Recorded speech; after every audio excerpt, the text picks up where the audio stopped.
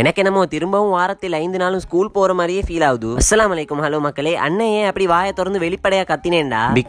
Because ஏண்டா எங்க உமாக்கு வகுப்பறைக்கு ஏரியால இருக்கிற எல்லாரும் வெல்கம்ஸ் பண்ணதால உமா ஓகே ஆல் ரைட்னு போய்த்தாங்க. இதுக்கு மத்தியில எங்கட உமாவை பிக்கப்பும் ட்ரப்பும் பண்றேன்னா இந்த பிக்கப்புக்கும் ட்ரப்புக்கும் மத்தியில இருக்கிற நேரத்தை எப்படி கழிக்கிறது கடத்துறதுன்னு ஒன்னும் விளங்குது இல்ல. இந்த கடுப்புல நான் பிரஷ்ஷே பண்ணாம போயிட்டு மக்களே. உமாக்கு வகுப்பறை நாள்னா எங்களுக்கு காலை உணவு கடையால தான். சுட சுட கடையை பார்த்தோன்னே சூடு கொஞ்சம் தணிந்தது. அதுக்கப்புறம் வீட்டுக்கு ரிட்டர்ன் என்ட்ரி கொடுத்து பல்ல தீட்டிட்டே மக்களே. பல்ல தீட்டும் தருணம் பக்கத்துல கியூட்டு. அத்துடன் வெறும் வயிற்றுடன் 2 கிளாஸ் நீர் பாசனத்தை உள்ளார விட்டுட்டு நண்டுக்கும் மம்மம் போட்டாச்சு. நண்டின் நந்தவனம் அசுத்த நிலைமைக்கு மாறிவிட்டது. கழுவுறேன். நீர் பாசனத்துக்கு பிறகு 10 நிமிஷத்துக்கு பிறகு காலை உணவை கத்தம் பண்ணிவிட்டேன். அத்துடன் வெளியே சென்று வீட்டுக்கு தேவையான சில சிக்கன்களும் புபுவுக்கு சின்ன சைஸ்ல கொஞ்சம் மீனும். இறுதியாக மம்மியை கூட்டிட்டு வீட்டுக்கு ஹோகையா. பகல் வேலையை மம்மம் முடிச்சிட்டு அதுக்கு முன்னுக்கு வீடியோ அப்லோட் பண்ணிட்டேன். அப்படியே ஸ்லைட்டா மாலை மங்கும் நேரத்துல இன்றைக்கான பயிற்சிக்கு புல்லப்ப போட்டு ஸ்டார்ட் பண்ணேன். உடம்பை வார்ம் பண்ணும் விதத்துல புல்லப்களை போட்டு முடிச்சிட்டு கண்ணுல ஒரு கனி பட்டுச்சு, அதை பறிச்சிட்டேன். ஆனா தட் பீஸை ஃபுல்லா அட்டாக் பண்ணிக்கிறாங்க. பாத்தீங்களா, மூஞ்சி ஃபுல்லா கருப்பா புள்ளியா இருக்குது. வெளிமுற்றத்தில் எல்லாத்தோடய உட்காந்து தேநீர் இடைவேளையே முடிச்சாச்சு. அப்படியே விரிவான பயிற்சிக்கு இறங்கியாச்சு. இன்னைக்கு பேசிக் பக்கத்தை கொஞ்சம் எட்டி பார்த்துட்டு வருவோண்டு